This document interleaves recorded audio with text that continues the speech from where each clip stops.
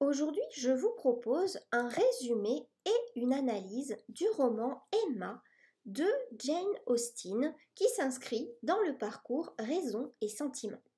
Emma est une comédie romantique qui se déroule en Angleterre au début des années 1800. N'oublie pas de t'abonner pour ne rien rater de mes prochaines vidéos et aussi pour m'encourager à continuer. Emma Woodhouse, belle, intelligente et riche, vit avec son père hypocondriaque et a été élevée principalement par une gouvernante, Miss Taylor, puisque la mère d'Emma est morte quand elle avait 5 ans. Miss Taylor a récemment épousé Monsieur Weston, qui est veuf avec un fils adulte, et elle manque terriblement à Emma. L'autre personne clé dans la vie d'Emma est Monsieur Knightley, un gentleman anglais et ami proche de la famille qui vit dans un domaine voisin. Monsieur Knightley a principalement des terres tandis que Monsieur Woodhouse a surtout de l'argent. L'autre fille de Woodhouse, Isabella, est mariée au frère cadet de Knightley, John. Dans son effort pour combler le vide laissé par la nouvelle Madame Weston, Emma se lie d'amitié avec la jeune et belle Harriet Smith et décide d'améliorer le statut social de sa nouvelle amie. Harriet est courtisée par un jeune agriculteur respectable, Monsieur Robert Martin, mais Emma pense qu'Harriet peut trouver un meilleur parti. Par conséquent, Emma commence à interférer, d'abord en convainquant Harriet de refuser une demande en mariage de Monsieur Martin, puis en la présentant au jeune et beau vicaire, Monsieur Elton. Monsieur Knightley est en colère quand il le découvre, car il est un ami de Monsieur Martin et l'avait encouragé à faire sa demande à Harriet.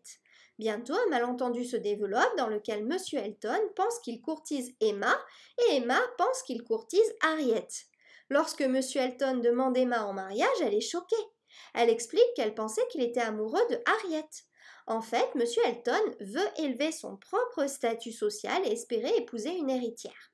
Après ce fiasco, Monsieur Elton quitte la ville. Emma est quelque peu troublée par cet incident et promet de ne plus jamais jouer les marieuses.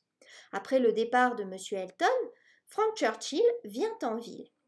Bien que Frank soit le fils de Monsieur Weston et de sa défunte première épouse, il a été élevé par Monsieur et Madame Churchill, sa riche tante et son oncle du côté de sa mère.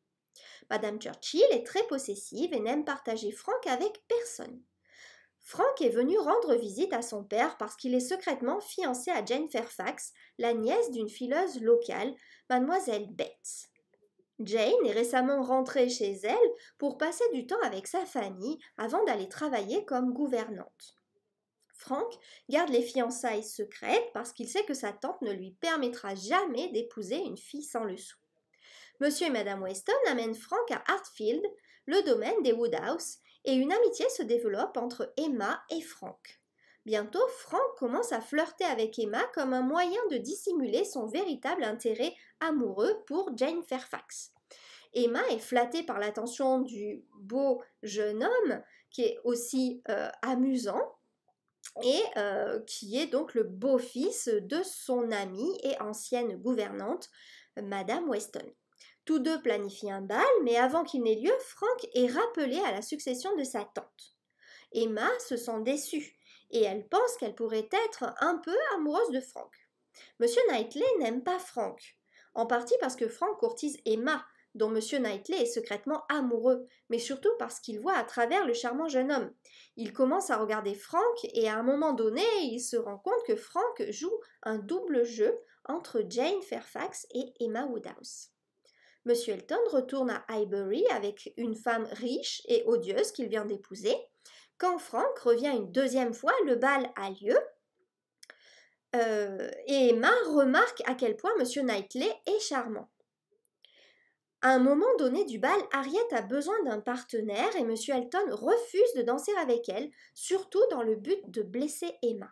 Monsieur Knightley intervient pour danser avec Harriet et la sauve de l'humiliation. Emma admet alors à Monsieur Knightley à quel point elle avait tort d'essayer de jumeler Harriet et Monsieur Elton, car ils n'auraient pas du tout fait un couple harmonieux. Peu de temps après le bal, Frank aide Harriet à s'échapper d'une bande turbulente d'enfants tziganes qui lui réclamaient de l'argent avec violence. Harriet dit à Emma qu'elle a enfin fini de regretter d'avoir perdu l'attention de Monsieur Elton, qu'elle n'est plus amoureuse de lui, mais qu'elle est maintenant amoureuse de quelqu'un d'autre au-dessus de son rang. Emma l'encourage tout en lui disant d'être prudente. Elle pense que Harriet est amoureuse de Frank. À ce moment-là, Emma sait qu'elle n'est pas amoureuse de Frank puisqu'elle ne ressent pas de jalousie et elle se rend également compte qu'il ne se soucie pas tellement d'elle, alors pourquoi ne pas le marier avec son ami? Cependant, elle ne prend aucune mesure car elle a promis de ne plus s'immiscer dans les affaires de cœur des autres. Le plateau de Highbury est le théâtre de deux autres sorties, la seconde étant un pique-nique à Box Hill, la maison de la sœur de M. Elton. Frank est de mauvaise humeur au pique-nique et il commence à flirter sans vergogne avec Emma parce qu'il se dispute avec Jane. Emma est également par conséquent contrariée et énervée et elle fait une remarque blessante à la sans défense Miss Bates. Monsieur Knightley réprimande Emma par la suite avec des mots sévères, disant que ce qu'elle a fait était cruel et ne convenait pas à son statut de dame. Emma est affectée par la réprimande et par conséquent commence à accorder plus d'attention aux sentiments et aux besoins des autres. Après le pique-nique de Box Hill, Frank retourne brusquement chez ses parents Churchill.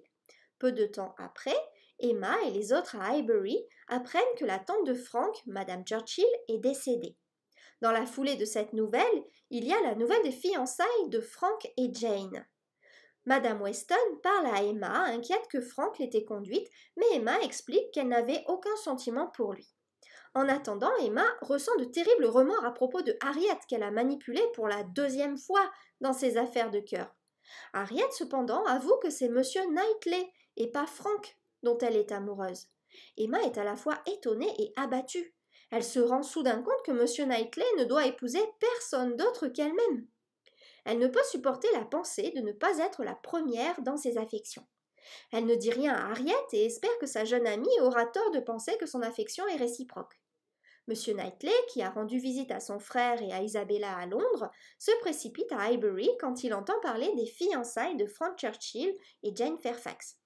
Il veut réconforter Emma, pensant qu'elle est amoureuse de Frank.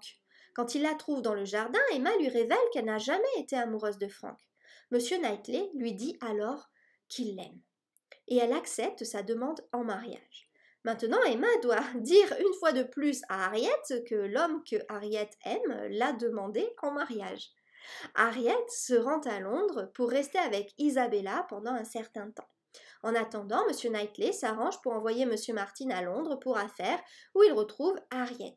Bientôt, ils annoncent leur fiançailles et Emma est ravie que son amie ait trouvé le bonheur malgré l'ingérence présomptueuse qu'elle a eue dans ses affaires de cœur.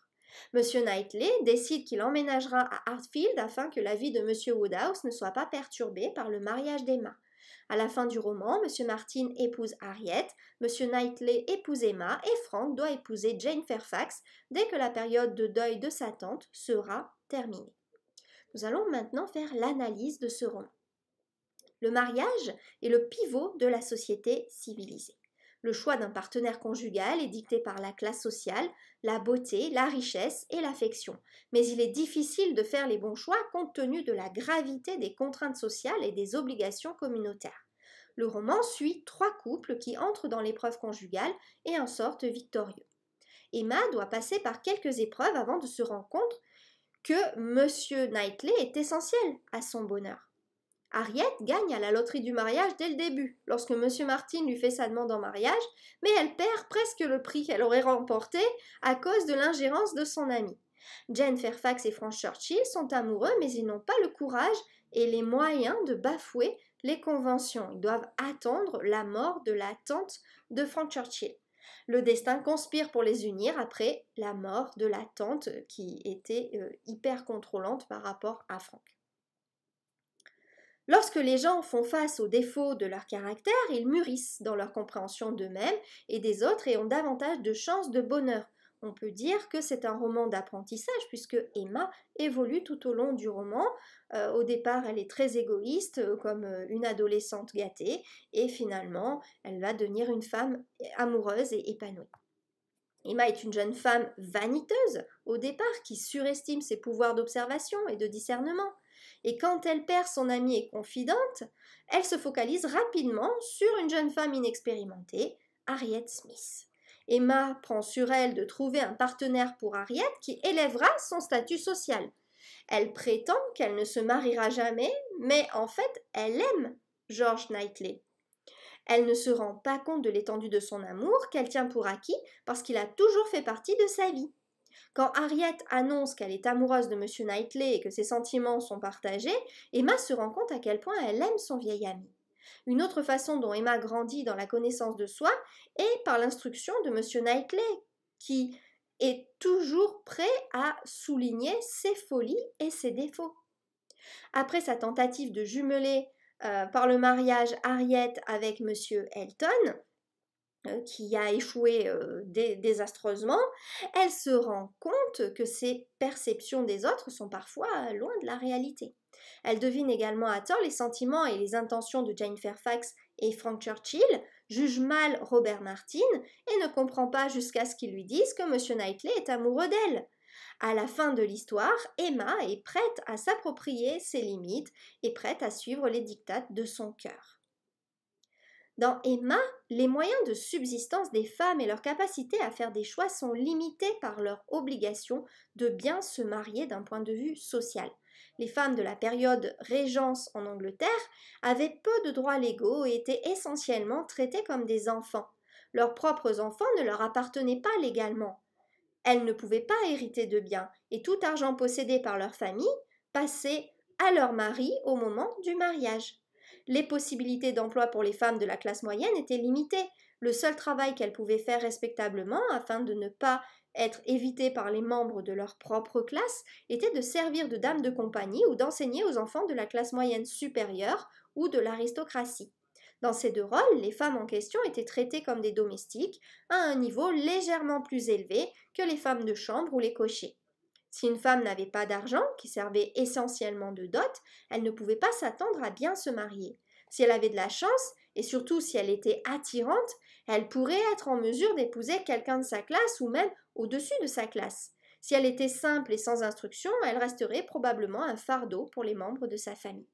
Souvent, une femme occupant ce poste n'était pas bien traitée. Si elle avait de l'argent, elle devait faire attention à éviter d'être forcée à un mariage inapproprié par ses proches, qui pourraient vouloir améliorer leur classe sociale par son mariage. L'amour était souvent la dernière considération dans le mariage. Pourtant, à l'époque de Jane Austen, les idées sur l'amour et le mariage étaient en train de changer et les femmes célibataires du roman espèrent des unions basées sur l'affection.